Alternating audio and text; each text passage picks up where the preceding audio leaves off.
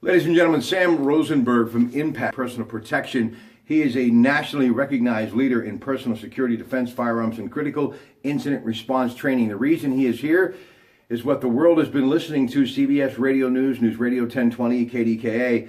Republican House Whip Steve Scalise was shot this morning in Virginia at a congressional baseball practice.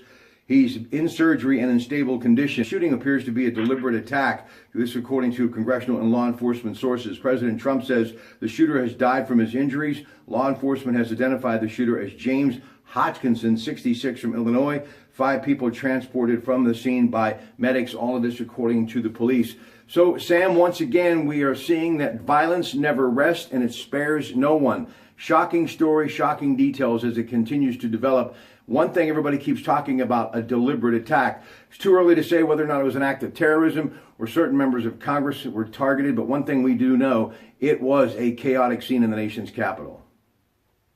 Absolutely. You know, the thing about it, Rob, I always say you don't have to differentiate, really. I mean, mass killing, whether it's in a school, at a workplace, on a baseball field, or, you know, in Manchester, England, you know, it all is the same basic dynamic. It's all terrorism in one form or another. The MO is the same.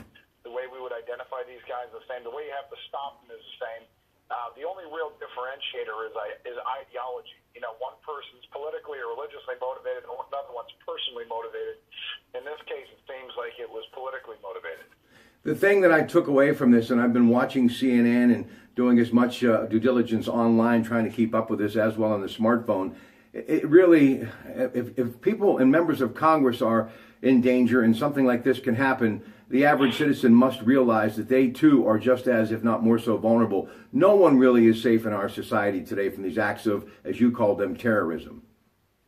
Yeah, I mean, we have to understand that we're living in a new reality here. You know, it's not like life was 30 years ago. You know, this type of phenomena of mass homicide has been on the move and increasing in scope since about 1989, and it's a relatively new phenomena from the standpoint of, you know, world history. You know, we've always had Genghis Khans and Hitlers and you know, a certain degree of international terrorism, but this type of domestic terrorism and type of mass killing that is just becoming the norm is something that we have to understand and be able to respond to. And at the end of the day, Rob, it's like we've always preached.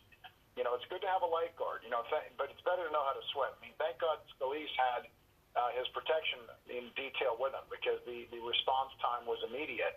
But, you know, the average person does not have a protection detail rolling around with them. They have to learn how to protect themselves. People have to take that responsibility and understand that you just can't throw your hands up in the air and say, well, what the hell is anyone supposed to do in this type of situation? The reality is you have to understand how to recognize danger and how to protect yourself no matter what the situation is. You know, what's incumbent on us as a society is to recognize that it's not enough to just say, you know, hey, if you see something, say something. We've got to teach people what to look for. At the exact same time, we have to teach people how to respond if they come face-to-face with an armed intruder. And that's what we specialize in, as you know, Rob. We've been leading the charge on this for the last 14 years. You know, before anyone even wanted to touch training organizations or schools or teachers, you know, how to deal with active shooters, they didn't want to touch it with a 10-foot pole. We had been out there teaching these things and refining our methodologies, and they're available to the public. I mean, people need to take this information and learn these life lessons. All right, in closing, Sam Rosenberg, who will be with me when I'm in for Mike Pintek this Friday right after CBS News at 1 o'clock, and we'll have much more on this story by then, and I hope that you will stay with News Radio 1020 KDK throughout the day and night to get the latest along with CBS Radio News.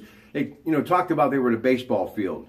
This charity baseball game will go on as planned, but an open field, obviously, people running for cover, talking about a dugout. Just kind of explain to the audience, when you're in a situation that it is a wide open space, what do you do? Well, you know, wide open spaces provide both a disadvantage and an advantage. The disadvantage is there's not a lot of cover, right? And cover being things that can stop bullets from hitting you. But at the same time, most bad guys can't shoot. So the reality is you have the opportunity to open up distance between you and that bad guy, and that distance works to your favor. So if you're in a situation where you have, you know, you're on the field and someone starts shooting at you, you know, the reality is your first objective should be to move in the opposite direction and get as much distance as you can. If you think the zigzag, fine, make it harder to hit you. But the reality is distance by itself makes it very challenging for people to make a successful shot. When you're in the enclosed space of a dugout or something like that, it's the same as being in an office building, Rob. There's probably nowhere to hide, and there's very little opportunity to run. So, the whole run, hide, fight mantra breaks down to one very simple equation. If you're on the X, you've got to close with and deal with that threat. And you have to know how to do that in order to be willing and able to do it. Our friend Lou Gentile, many years member of the state police, now the brand CSI investigators, teaching people to properly use a firearm. And John Hudson, former Secret Service agent, talked to both of them a lot about this. He, of course, from Security Consulting Solutions, Inc., he's the man with the eye in the sky cameras. You have to be a big proponent of both of those. I mean, in these troubling times that we live in, Sam. Absolutely. I mean, I think that there's a time and a place for everything. I think, surveillance technology, first and foremost, surveillance technology will not and cannot stop a violent attack. It provides evidence. So, the reliance on technology and the over-reliance on technology to assume that we are therefore safe because people are observing is a fallacy. Is it an important part of the continuum? Yes, it is. Learning how to shoot a gun, however, as you know, at Impact Academy, and we've been doing this full spectrum training for 14 years now, Rob. All right, we're in the business of teaching people how to protect themselves from an unarmed capacity, how to use defensive firearms, and how to respond to critical incidents. In fact, we're in the process right now of putting together the first full-scale indoor training facility, in the Pittsburgh area, the first state-of-the-art facility that is going to absolutely change the playing field here for the citizens, building a safer community. But I'm a big proponent of it. I do not think that everyone should carry a gun, but I think those who are willing and able to receive the training necessary to do so responsibly and who have that psychology that's capable of responding, the citizens themselves become the final line of defense. And it's the human factor, not the technological factor, that makes the difference. You're amazing. I thank you for your time. I know it's a busy day, and because of this developing story, you were the first person I thought of calling it, and looking forward to our talk on Friday when I'm in for Mike Pintek at 1 o'clock on KDK. Sam, have a good afternoon.